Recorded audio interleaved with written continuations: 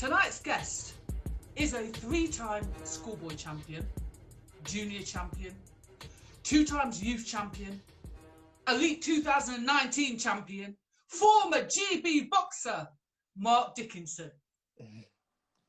How you doing? I'm good, you know. I'm good. Just chilling. Nice. I think with all of that, I think the time's run out. You've done good, haven't you, in the old amateurs? In the amateurs, I done all right, didn't I? I done all right. Yeah, not bad at all. So before we talk about that, congratulations, turning over. Oh, thank you very much. Thank you. Brilliant news. Yeah, wow. Turned over, signed with MTK Global. Yeah, same with MTK, the best management company out there, I reckon. Like. And is it true you're with Ben Davidson? Yeah. Well, I done some work. I done some work with Ben just before Christmas. Yeah. Done a couple of weeks, and he says he's happy to work with me further on. So I'm just waiting on the call to go back down. You know what I mean? I'll be moving down there full time. Nice. Tell you what, good choice. Decent. Yeah. You must be buzzing. Oh, buzzing! Yeah, I can't wait to get fighting now. Do you know what I mean? Yeah. How long is it since you've been out of the ring then? I haven't boxed since like the end of 2019. So I didn't box in 2020. I never boxed. Wow. I didn't know that. There was no amateur boxing happening though, was there? Do you know what I mean? Yeah, not even no. To be fair, I assumed you would have been boxing right at the beginning of the year. And I never. We went on a training camp into to Kazakhstan at the beginning of the year. Then that was to pick the qualifying team.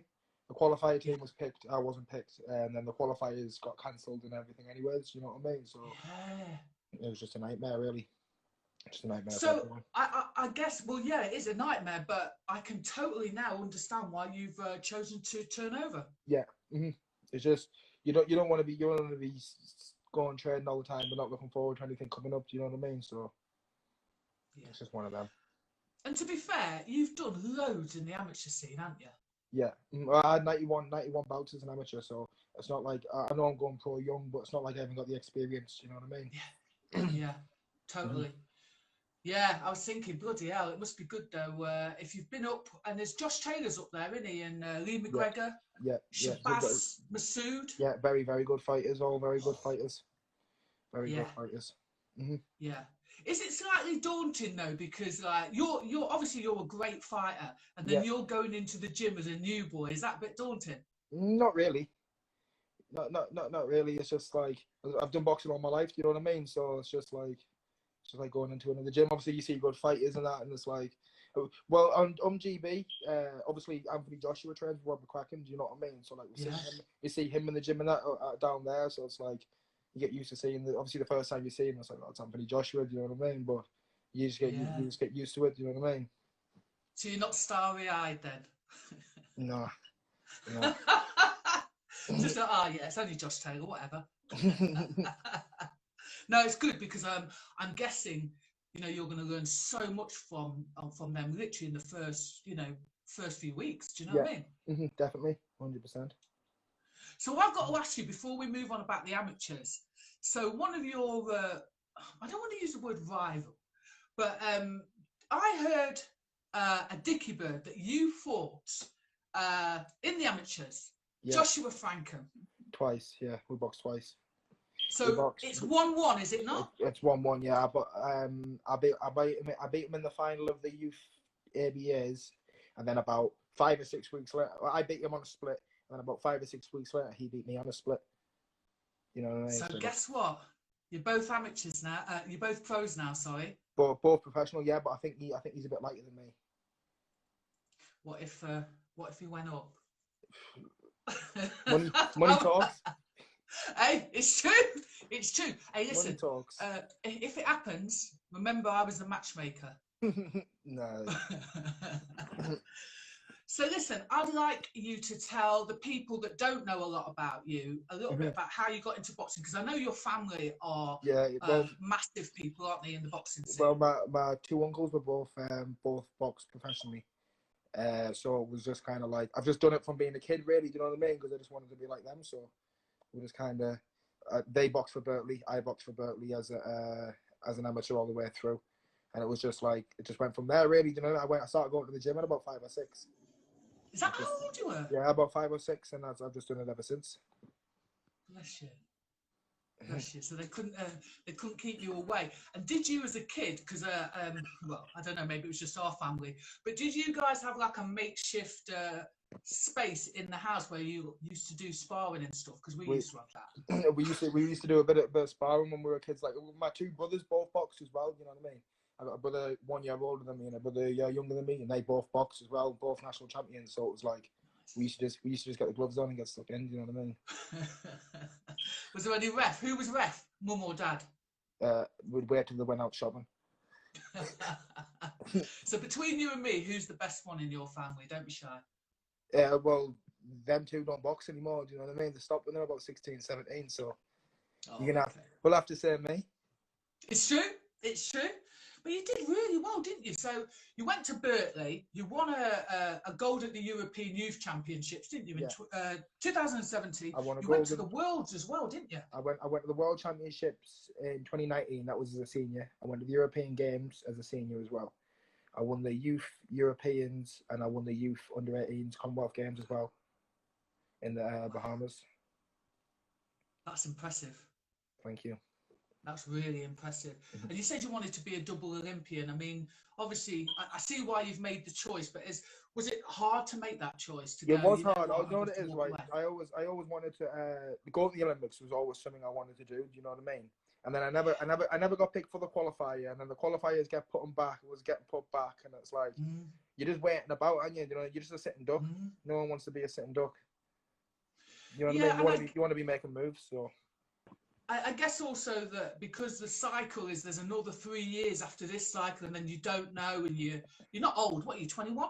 21, yeah, 21. Yeah, I mean, you'd have been 24. Do you know what I mean? Yeah. Yeah. Yeah. Well, I'm 25. I'm 25. I'll have been 25 because I'm 22 in July. So by the time Paris comes around, I'll be 25. Wow. Yeah. You know what I mean? So. Yeah. Who did you go to talk to about this? You know, dad, brothers. To be honest, the first person I spoke about to was Rob McCracken. Okay. You know what I mean? First person, because I didn't want to go behind his back or anything and making decisions. You know what I mean? So you just gotta. I just went and spoke to him about it first, really, and then it just went from there. You know what I mean? It was my decision at the end of the day what I wanted to do. Yeah. I tell you what, you really dealt with that in the correct way because. Like you say, people normally sneak behind people's back, and it's not very nice, is it? No, it's not nice. It's not nice. You've got to be straight up in it. Yeah, yeah. So I'm guessing you know Solomon Dacus. Yeah, very well. So he was spilling the beans on some of the team GB mates, his teammates. So firstly, because the thing is now. You don't see him. You won't see him that often, so it doesn't matter if you grass him up, does it? I'm not a grass. Well, just between me and you, then. So, can you tell me one of the funniest experiences that you had on a camp or a tournament? Don't know if I can say them in Instagram Live. Okay, try and find one that's. No, we've had loads. We've been away loads of good places. You know what I mean? We've been at Kazakhstan. Kazakhstan was one of the maddest places I've been. Eating horse meat and that. We've been. America is probably the best place I've ever been.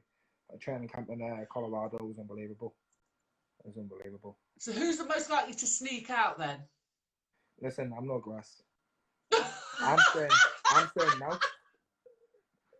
I tell you what, Solomon glassed everyone up. If you're watching this, so no. Okay, so listen, I'm going to ask you a few questions. And I want you to say the first thing that comes into your mind. So the first answer that comes into your mind, you cannot think about it. Go on then. All right. Talking about Team GB. Who was the most annoying? Will Coley. Who's that? Will Coley. Why? He's just a little prick. Nah, I'm only joking. If that's in a good way, he's a little. He's me mate on there. Will I shared a room with him. Do you know what I mean? The most annoying. Not anymore. No one really used to get on my nerves down there. To be honest with you, it was all right. Everyone was all right. Okay. Everyone was all right. All right. Who was the best pads person? Paul Bennett. Okay. Paul Bennett. Okay. Nice. If you could be another boxer, and this could be professional or amateur, who would they be? If I could be another boxer? Yeah. Floyd Mayweather. Nice. Nice. The dough, I'm guessing. That's what it's all about. Okay, the skill set and the dough. Exactly. Okay, so who is the first person that you call when you win a fight? My dad. All my brothers. One of the two. Is it the same if you lose? Yeah. That's nice. Do they keep it real, or are they quite sweet and comforting? No, they keep it real, you know what I mean? If I look shit, they tell me I look shit. In terms of your boxing, you've got such a lovely style. You've got a lovely pair of feet. You've got great fast hands, fast feet. Your range of attacks, your bloody defence is gorgeous, absolutely gorgeous. Do you feel like you're going to have to do such a 360 U-turn to get into the pro style, or did you already start doing that before now? To be honest with you, it's only little small adjustments, you know what I mean? I don't think I'm going to have to, like, totally change the way I box, because I'm not really, like, the type of amateur boxer that just, like, hides behind these jab and point picks, you know what I mean? So yeah, it's just a case of just little adjustments, really. It's not really, I don't think it's going to take too much. I mean, a pressure fighter, aren't you? Nice. In terms of the year's plan, I know it's quite difficult because you've only just signed up and all of that stuff, but I see that everything's moving towards Dubai, which would be great. Yeah. Anything coming up for you? To be honest with you, your plan is like, I just want to get my debut out the way, do you know what I mean? And then go from there. I just want to get my debut out the way, get my first pro fight, and get the ball rolling. That's about it, really. You know what I mean? That's all I'm thinking about. Yeah. Sorry, I'm going to have to read this. I don't know if it's a joke or not. It's Brad Axe. Is he one of your mates? Is Mark going to batter them people calling him shit on MTK posts? If people can go in and do better, let them do better. And that's about it. That's all I've got to say, really. You know what I mean? Hey, good attitude, to be fair. If they want to go and have 4 fights in 4 days and then beat a Russian in the final, they can go and do it happily, and I'll watch them on YouTube doing it. To be fair, I think they might have missed my you could tell them to come and watch this and your introduction and your CV. You know what it is, right? You know what it is. MTK, they obviously they put the post on, and it's like, former GB star, can he become a king? And it was a video of me standing swinging with a Russian. You know what I mean? So like, people obviously, the normal people are just gonna look and think, oh, he looks scrappy, but I mean, if we can do better, I want to see it. To be fair, it's a funny thing, isn't it? Because obviously, well, this is what I think. In the amateur scene, like, we're just interested in really great boxing, and I think it's a lot friendlier. Let's put it that way. And then as soon as you move into the paid ranks, everyone wants to, put you down and pull you down. Have you, started to experience that already? I'm guessing. To be honest, there were some comments on the video on that, but I just laughed. You know what I mean? I find it pretty funny that people actually taking the time out the day to talk about me. There's a lot better things to be doing to speak about me, to be honest with you. So if they want to comment, they can comment some more. All publicity is good publicity. It is. It is, to be fair. It is. So anybody else got any, there we go. Mark Wilson, 78 or 73, sorry. So Mark is a massive talent who doesn't need rushing. Thank you. Big things will come. Thank you, Mickey, mate. Thanks a lot. Yeah, it's true. I'm actually really excited to see how you get on, because, like I say, I'm saying to everyone, you are a massive talent. Does that make you feel a little bit under pressure, though? Not really. I think, like, for the last probably 5 or 6 years in my boxing, I've been like, things have been expected of me going into tournaments and that. You know what I mean? So it's like, it's just another thing of expecting me to do well, isn't it? You know what I mean? And you're only going to do well if you work hard. So if I work hard, hopefully hopefully it comes off. Yeah, nice. There's advice on how to turn pro, Mark. Could you give any tips, please? Well, for me, I got in touch with Robert Kelby. He works for MTK, and to be honest with you, he was a big help on helping me to get pro and that. You know what I mean? He got me in touch with Ben Davidson and everything. You know what I mean? So he was a massive help towards it. But I mean, if you want to turn pro, mate, you got to speak to the people around you. Do you know what I mean? And then get in touch with the manager and just go from there. So what's amazing is you were proactive as well. I mean, I'm guessing when you came with that big CV, did they just snap you up straight away? Yeah, they were happy to sign me. They were happy to sign me. I was happy to sign with them. Do you know what I mean? Yeah, it's amazing. Anybody else got any questions? So I just wanted to know, as we're going through, or should I say the amateurs are going through a difficult time at the moment, you being a Birtley boy for all of your amateur career, do you want to give them a shout out? I'll give the Birtley boys a shout out. A shout out Pat McCormack, Luke McCormack, Colin French, Cyrus Patterson. We'll shout out Ben Rees, Owen Rees, Dan Howard, and my mind's gone blank, boys. So if I've missed you, I'm sorry. Yeah, quality boxers coming out of there. Absolute quality boxers. Quality. I mean, what was that like being in a gym like that? In terms of, was it competitive, but in a good way, kind of, I don't know, geeing each other up? To be honest with you, I think success breeds success. You know what I mean? Yes. When you've got a squad of boxers, that's all winning the juniors, and you've got a squad of boxers that's all winning the schoolboys, and they're all sparring each other all the time, you can't help but get better because you're sparring the best kids in the country constantly. You know what I mean? And then obviously you've got the best coach in the country working with your grain, so you can't not get better, can you? It's one of those things, I imagine, that you don't even want to miss training. Do you know what I mean? Yeah, well, if you miss training, you're going to be in trouble by Graham Mills. You know, he doesn't take no shit. does any amateur coach take any shit? Do you know what I mean? But no, what I mean also is like, you know, like just the vibe, especially when people are doing well. Yeah. It kind of keeps you motivated, doesn't it? Definitely. Definitely. Yeah. So I'm guessing that you guys you're gonna miss your coaches as well. Do you want to give them a shout out?